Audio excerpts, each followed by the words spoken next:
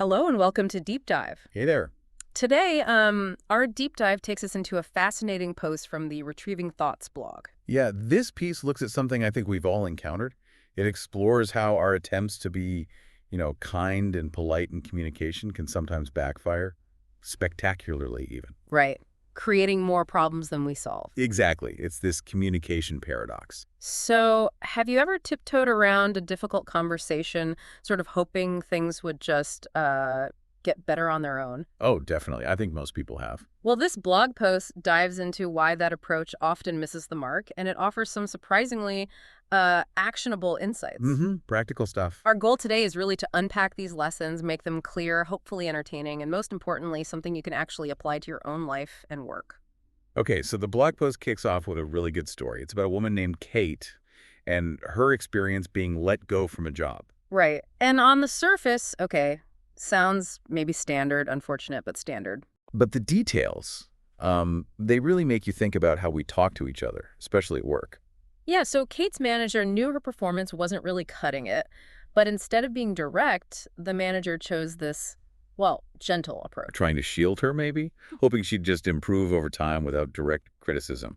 The intention seems to have been, be considerate, avoid that really awkward, difficult conversation. But here's the kicker. In her farewell message, Kate apparently described it as her worst work experience ever. Oh, wow. And not only that, she blamed her manager for it. So the gentleness completely backfired. Massively. It really makes you question things. How can that well-intentioned gentleness lead to such a negative outcome? Resentment, not gratitude. It's a real puzzle, and it wasn't just an isolated case, because the blog then shares another story. This one's about an underperforming artist. Right, so you have this art director who's getting increasingly frustrated. The artist is slow, doesn't seem to take feedback on board. Meaning others have to rework things. Yeah, exactly. Significant rework, wasted time, all that. The director was understandably pretty fed up. Okay, so standard poor performance situation again. Well, that's what the director thought. But then the blogger actually spoke to the artist, got his side of things, and his reaction. Complete surprise. Surprise, he didn't know he was underperforming. Not at all. He thought he was doing well. Yep. He was genuinely shocked, completely taken aback by the art director's assessment. How is that even possible? Get this. The only feedback he'd ever received were positive comments, often with, smiley faces attached. Come on, smiley faces. Yep. No direct, clear feedback saying, this isn't working or you need to change this. Just niceness. Which illustrates the danger, Yeah. right? Avoiding that necessary discomfort in communication. Precisely. And the critical consequence here, the real damage, was that because he had no clear understanding of his shortcomings, the artist couldn't improve. He had zero chance. He was just operating in the dark based on misleading signals. Totally. So if you put those two stories together, Kate being blindsided by being let go, the artist shocked by negative feedback he never knew existed, a core problem really comes into focus. Which is? The absolute crucial need for clear and honest feedback, especially in professional settings. You just can't function without it. It really, really hits home. And the blog stresses that this isn't just about managers giving feedback. It's a two-way street. Absolutely. For managers, yes, regular, clear feedback is vital. It helps people know where they stand, feel valued even when corrected, and, focus their development. But for employees too, right? Being open to feedback, even actively seeking it out, that's how we grow. Fundamental. It helps us see our blind spots, sharpen our skills. And the blog makes another key point. Employees should also feel empowered to give feedback upwards to management. Creating that culture of open communication you mentioned. Exactly. Management has a role in actually setting up ways for that to happen safely. Which brings us back to that fundamental question the blog asks. Because if we don't know what is wrong, how can we become better? So simple. So true. Now, going back to Kate's story for a sec, there was that interesting nuance. She and her manager were from the same country, same culture, same generation. Yeah, you'd think that would make communication easier, right? You would.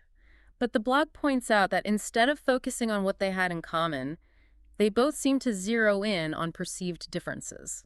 Which just made the conflict worse, kind of amplified it. And another thing, the feedback, or the lack of it, was happening in a vacuum, just one-on-one talks. Isolated. So, nobody else on the team really knew there were performance issues. Apparently not, Yeah. which the blog suggests was a missed opportunity for Kate. She could have maybe sought feedback from her colleagues to get a different perspective, a reality check. That's a great point. Get a wider view. And the manager, well, their reasoning seems flawed in hindsight. Believing these sort of gentle nudges would be enough. Didn't want to upset her. Right. Didn't want to cause distress. But by putting off that direct, clear conversation, things just festered.